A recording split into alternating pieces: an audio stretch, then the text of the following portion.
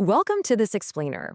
If you've ever felt completely burned out or dizzy from constantly trying to climb the so-called corporate ladder, today's source text is going to fundamentally challenge how you view success. We're diving into a truly fascinating argument today that challenges something we honestly just do every single day without even thinking about it. The text we're looking at poses a really profound idea that our entire industrialized civilization might have actually adopted the completely wrong spiritual geometry. So let's just jump right in. So think about this for a second. Is heaven a ladder or is it a circle? It sounds like a simple question, right? But the source material we're analyzing today makes a really compelling argument about how we tend to answer it. It suggests that our fierce, secular, industrialized worldview basically just assumes progress is this straight upward line. We're taught from day one to start at the bottom and just claw our way up to the top. But when the author of this text looks back at ancient and indigenous traditions, a completely different architectural theology emerges. The author actually points out that from our towering skyscrapers all the way to our corporate structures, we are deeply infected with what the text calls the disease of verticality. We hustle, we grind, we constantly stack our resumes. But the argument here traces this obsession all the way back to the ancient plains of Sinnar, to the building of a tower whose top was meant to literally reach into heaven.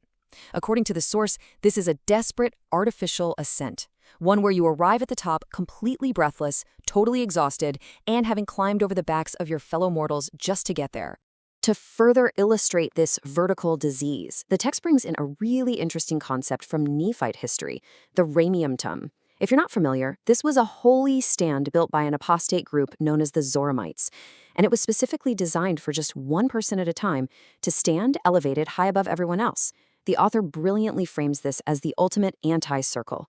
It's described as the architectural embodiment of hell itself, a geometry where a person is isolated, elevated, and utterly alone in their own pride. So we're left with this very stark contrast. On one side, you have the geometry of Babylon, which is vertical, exhausting, and inherently isolating. And on the flip side, the text argues for the geometry of Zion. The author is basically suggesting that we have to entirely abandon the ziggurat and this towering hierarchy, and instead return to the Lord's course. Because in modern revelation, that course isn't described as some ladder of endless corporate accumulation. No, it's described as one eternal round. So where do we actually find historical evidence of this eternal round? Well, to start, the text points us toward the really profound primal traditions of indigenous peoples. For centuries, Western society tended to view these indigenous traditions as primitive, mostly just because they didn't build these massive smog-choked metropolises. But the text argues that the Native American medicine wheel is actually a highly sophisticated, meticulously accurate scale model of the cosmos. By orienting to the four cardinal directions and constantly drawing focus inward to the center, it creates this environment where every single participant is exactly equidistant from that center point. There is no CEO at the top, right? And there's no one groveling at the bottom. It's a pure demonstration of absolute equality and interconnected reality. In this framework, to break the circle is quite literally to break the world. The text highlights a really specific example of this, which was actually observed by the scholar Hugh Nibley when he visited the Hopi tribe. He noted the Sibapuni, which is this ceremonial hole in the floor of their circular subterranean kiva. The source explains that this serves as the exact center of their universe. It's the connecting point between the living and the dead, acting as the literal axle upon which the wheel of eternity turns. Now, the crucial point here is this.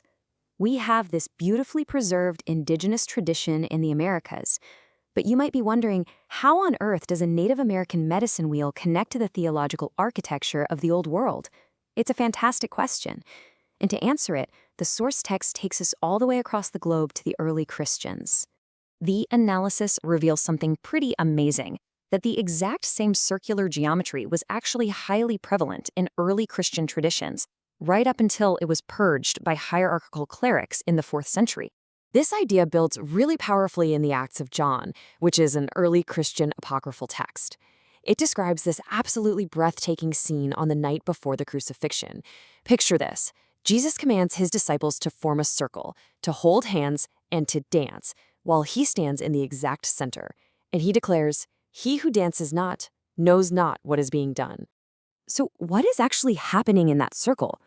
Well, the text explains it by looking at the Greek word for atonement, which is kataloge. It literally means to be brought back into harmony, or to be woven back together. By stepping into this prayer circle, the apostles were physically enacting this definition. They were welding back together a world that had been broken by the fall and fragmented by those selfish, linear ambitions of Babylon that we talked about earlier. Ambitions that, let's be honest, we still feel the heavy weight of today. The source then draws on the teachings of Neil A. Maxwell to emphasize just how difficult this really is in practice. Babylon is constantly screaming at us to hurry up, to produce more, to conquer. And the ziggurat is exhausting precisely because you can never actually stop climbing. But the geometry of the circle, it demands something infinitely harder. It requires us to submit to what Maxwell called the architecture of the soul. It demands that we actually stop, look our brother or sister in the eye, hold their hand, and actively align ourselves with the center. And this concept of stopping to align with the center leads us directly to the third great manifestation of this eternal round discussed in the text, the restored modern temple. When we break down the climax of the holy endowment, the source argues that we are seeing that exact same primal geometry at play.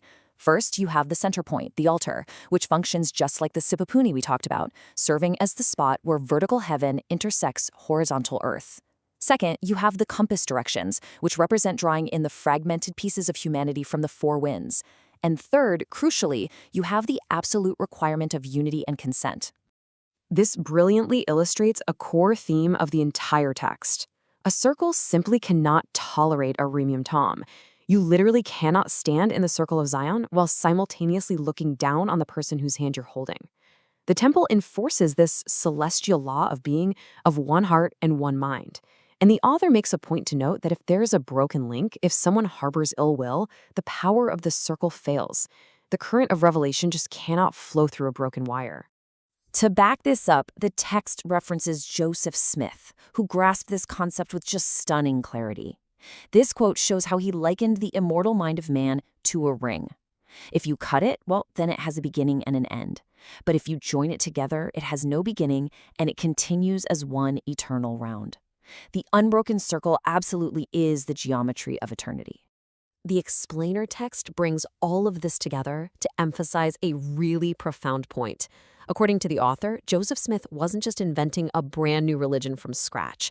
Instead, he was gathering the fragments. He was pulling together these exact same primordial truths, from the Hopi in the arid Southwest to the early apostles in Jerusalem, all the way to the upper rooms of the Nauvoo temple. The text argues that these parallel traditions are basically the keys to surviving the inevitable collapse of Babylon.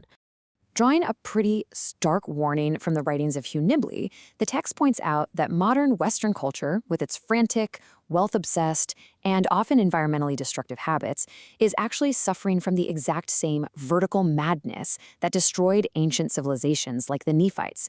Treating the earth as nothing more than a profitable grid to be owned and exploited is framed here as a literal terminal disease. The indigenous inheritors of the land, however, understood that the earth cannot be owned, it can only be stewarded. And early leaders, like Parley P. Pratt, understood this too. Instead of exploiting the earth, Pratt taught that our progress is meant to be in harmony with the heavenly spheres. The source text emphasizes that true progress is meant to be circular, relational, and covenantal. We are meant to be harmonious stewards of our environment and of each other, not isolated climbers stepping on one another just to get to the top. So I'll leave you with this final, provocative thought from the text. A towering, great, and spacious building ultimately has no foundation. It only has a precarious, teetering top, and eventually it will fall. So will you keep exhausting yourself climbing Babylon's ladder, or will you step into the grounded, connected reality of the circle? Thanks for joining this explainer. The choice of which geometry you build your life upon is entirely up to you.